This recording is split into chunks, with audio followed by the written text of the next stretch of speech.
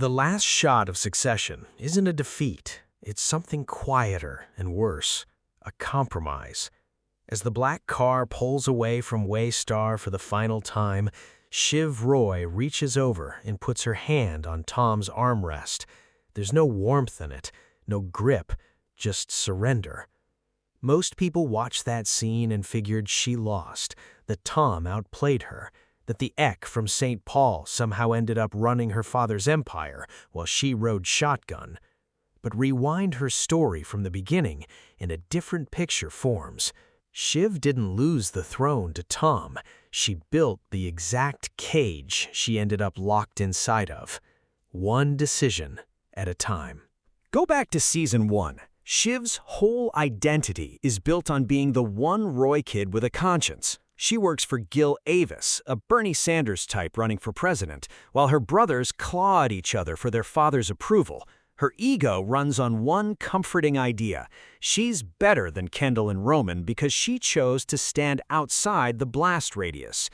Now watch what happens the second the family gathers at the summer house, right at the start of Season 2. Logan hasn't said a word to her about the company yet.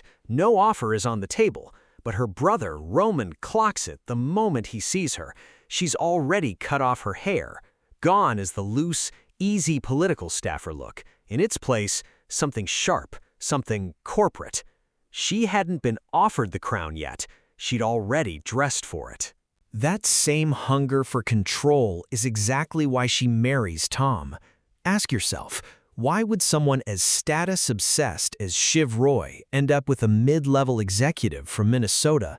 Because she grew up watching what happened to her mother, Caroline.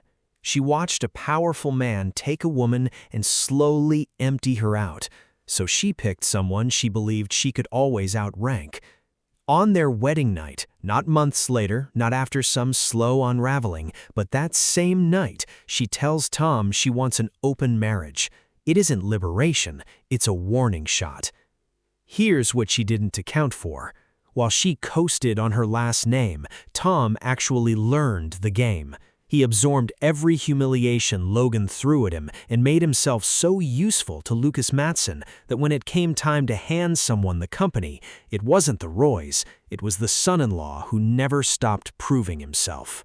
The standard read of the finale is that Shiv made a cold, rational call, that she looked at her brother and decided, purely as a businesswoman, he'd tank the stock. That's not what the show actually gives us. Watch the scene. Roman votes no. It's down to Shiv. And instead of some calculated pivot, she says out loud what she actually believes, that Kendall would be a terrible CEO.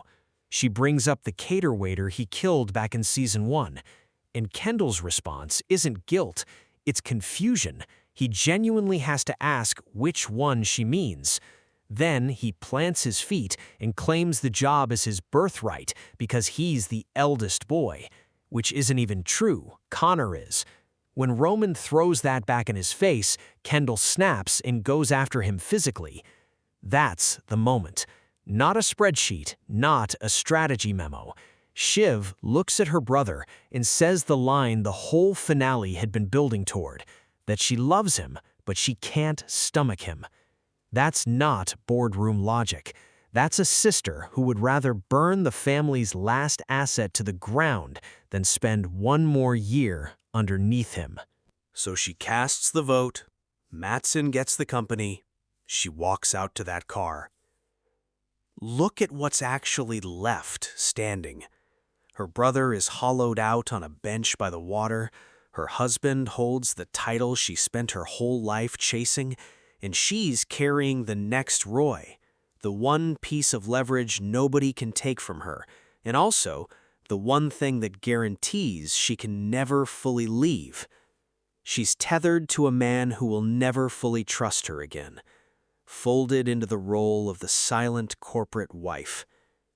Shiv spent 39 episodes trying to prove she was Logan Roy's true heir. She ended up proving something else instead, that she'd become her mother.